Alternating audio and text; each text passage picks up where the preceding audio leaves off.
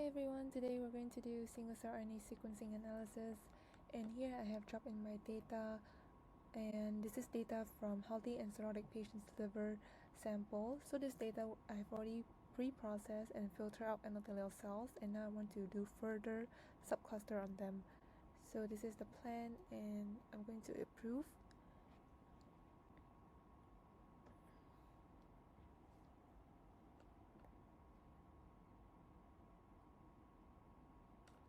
So here Drylab is loading the data that I've dropped in, which is a surrogate object, and inspect the informations around it.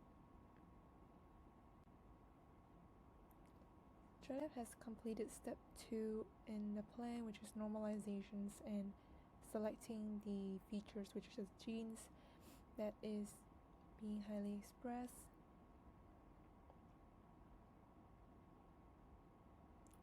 So now it's going to do some dimensional reductions, which is PCA. Here I can see that it is suggesting that it will carry out the 18 PCs for the next steps. I've also performed elbow plot to double check, and I think that makes sense. I'm going to ask it to proceed.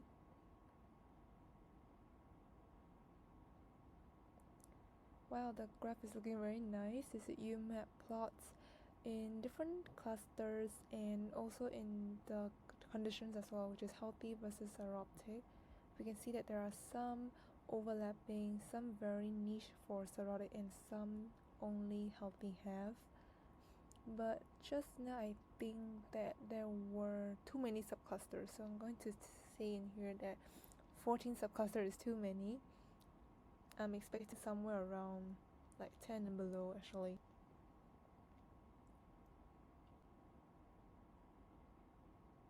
So it's going to run through my requests, and let's see.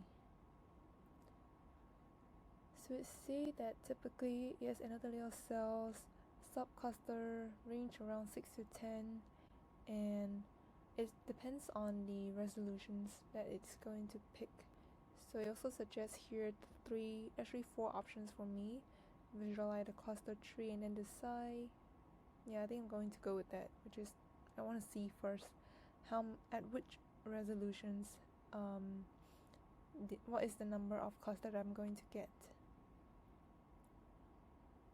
So this is the class tree. It is still loading. Okay.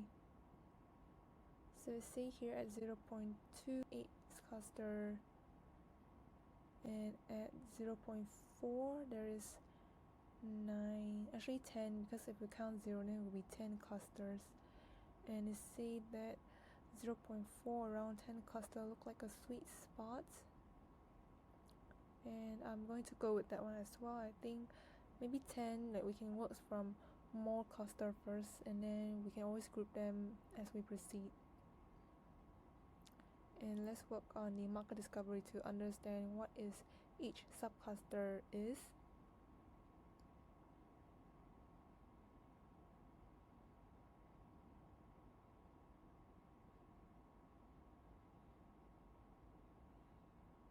And while the code is running, I'm just going to inspect the graphs.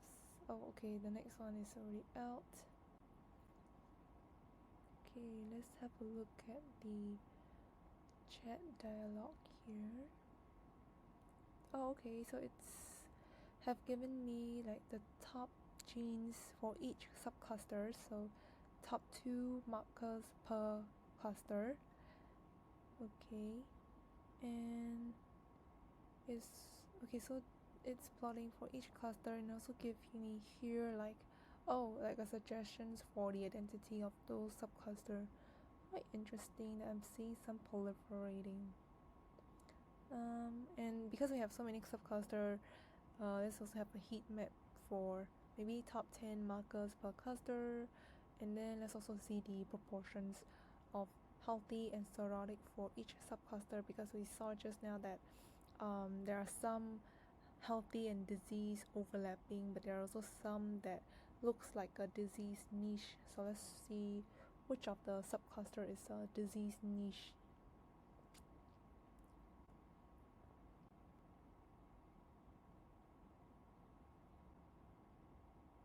Okay, the heat map is ready to be viewed at. Okay, so there are some differences in the gene profile. And okay, let's look at the proportion. Okay, look like cirrhotic is quite dominant in 0 to 5, 6, and 7. So here it's Drylab is saying that okay, cluster 0, 2, 6 are almost exclusive. Okay, a mix in 7.